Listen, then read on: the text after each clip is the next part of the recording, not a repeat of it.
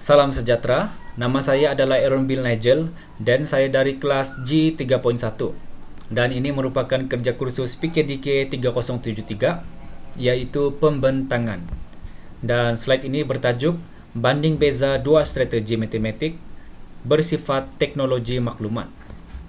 Oleh itu, murid yang dipilih adalah murid tahap 1 sekolah rendah iaitu darjah 2 dalam subjek matematik yang bertemakan nombor dan operasi. Dan tajuknya adalah operasi asas dengan standard kandungan tambah dalam lingkungan 100 dan standard pembelajaran menambah 2 nombor hasil tambah dalam lingkungan 100. Oleh itu, terdapat 2 strategi pengajaran dan pembelajaran yang terlibat, iaitu strategi pertama adalah strategi mastery dan yang kedua adalah strategi inquiry penemuan. Seterusnya, apakah yang dimaksudkan dengan kedua strategi ini? Pertama adalah strategi mastery, dan strategi ini bermaksud pembelajaran yang memerlukan murid untuk menguasai hasil pembelajaran satu unit sebelum beralih kepada unit pembelajaran yang lain. Dan juga, strategi ini berfokus kepada penguasaan murid dalam sesuatu perkara yang diajar oleh guru. Dan menurut NECTM 2021, murid menguasai dan mengembang satu topik dengan baik untuk meneruskan kepada topik lain yang lebih mendalam. Sebagai contoh, murid-murid haruslah menguasai topik pembelajaran konsep operasi asas, kemudian akan maju ke konsep pembelajaran yang seterusnya. Ini bermaksud apabila guru sedang mengajar matematik yang bertajuk operasi asas, apabila murid-murid telah menguasai topik itu, baru mereka dapat beralih kepada satu topik pembelajaran yang lain. Dan seterusnya adalah strategi inquiry penemuan. Dan strategi ini juga dikenali sebagai kaedah tinjau siasat. Dan strategi ini ia melibatkan proses penyelesaian masalah berdasarkan persoalan-soalan yang ditimbulkan dengan menggunakan maklumat-maklumat yang telah diperolehi oleh murid-murid. Dan definisi lain pula adalah menurut Brunner 2009, ia adalah kaedah pengajaran yang berdasarkan inquiry dan dia juga baik untuk murid-murid apabila mereka dapat mengetahui fakta melalui diri mereka sendiri. Sebagai contoh, apabila mereka membelajar suatu topik, mereka menggunakan fakta yang sedia ada di dalam diri mereka untuk menerokai satu topik pembelajaran itu dengan diri sendiri. Dan berikut adalah 2 maksud strategi mastery dan inquiry penemuan ini. Dan seterusnya kita mengaplikasikan 2 strategi pengajaran ini berdasarkan penggunaan teknologi maklumat, iaitu Visual Interactive Manipulative, yang boleh didapati di laman web toyteacher.com.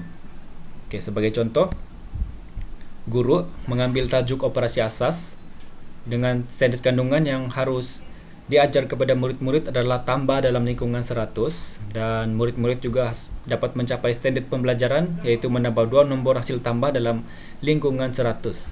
Oleh itu, kita boleh menggunakan aplikasi ini untuk melaksanakan 2 strategi pengajaran itu, yaitu strategi mastery dan strategi inquiry penemuan. Sebagai contoh, kita menggunakan strategi mastery apabila guru-guru mengajar dan telah menyediakan bahan-bahan kepada murid-murid. Dan selepas itu,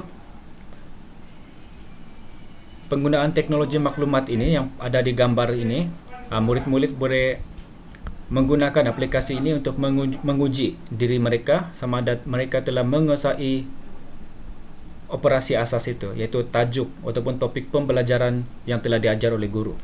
Oleh itu juga guru-guru ataupun guru yang mengajar juga dapat menilai sama ada murid-murid telah master ataupun tidak dalam topik pembelajaran yang diajar, iaitu operasi asas.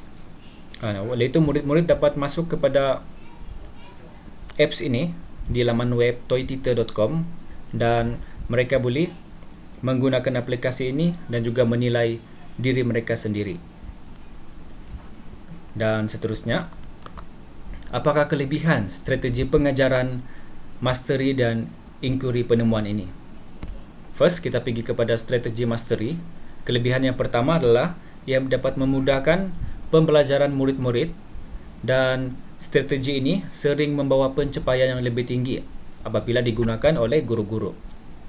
Dan kelebihan strategi mastery yang kedua adalah dia dapat menyimpan perkara yang telah murid pelajari untuk jangka masa yang lebih lama.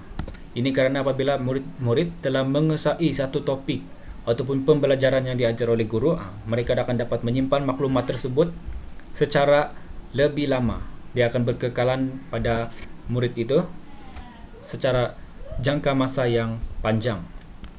Dan seterusnya adalah strategi inquiry penemuan. Kelebihan yang pertama adalah dia dapat mengelakkan murid belajar daripada cara menghafal. Ini kerana murid-murid mereka menerokai satu topik itu dengan diri sendiri, ataupun pendek kata ia adalah pembelajaran yang berpusatkan murid. Dan seterusnya, kelebihan yang kedua dalam strategi inquiry penemuan ini, murid juga dapat mengasimilasi ilmu pengetahuan berkaitan satu topik pembelajaran yang diperolehi. Ini bermaksud apabila murid-murid telah mendapat ataupun mempelajari satu topik itu, mereka dapat mendapat fully understanding berkaitan dengan topik yang telah dipelajari itu kerana mereka menerokai dengan diri sendiri. Dan seterusnya kita beralih kepada kelemahan yang terdapat dalam kedua-dua strategi ini.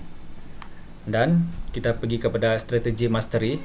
Kelemahan yang pertama adalah guru harus dapat menjejaki pelbagai murid yang berada di tahap pembelajaran yang berbeza.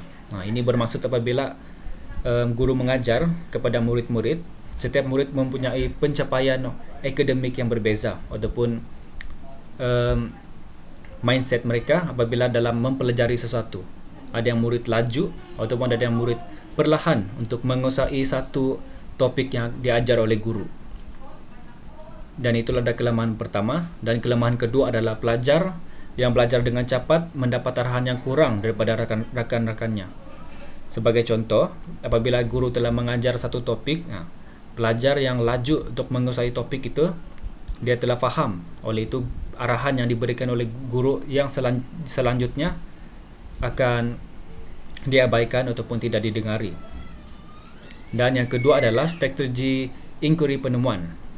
Apakah kelemahan strategi ini? Yang pertama adalah murid keberatan untuk belajar kerana gaya pembelajaran ini memerlukan penglibatan murid sepenuhnya. Ini kerana dia berpusatkan murid, dan murid haruslah bertanggungjawab untuk belajar dan menerokai maklumat yang mereka diberi.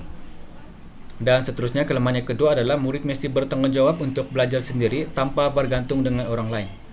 Ini juga kerana dia strategi ini berpusatkan murid. Oleh itu, murid tidak boleh bergantung sepenuhnya oleh guru-guru, dan mereka harus mencari jawapan ataupun maklumat dengan diri sendiri.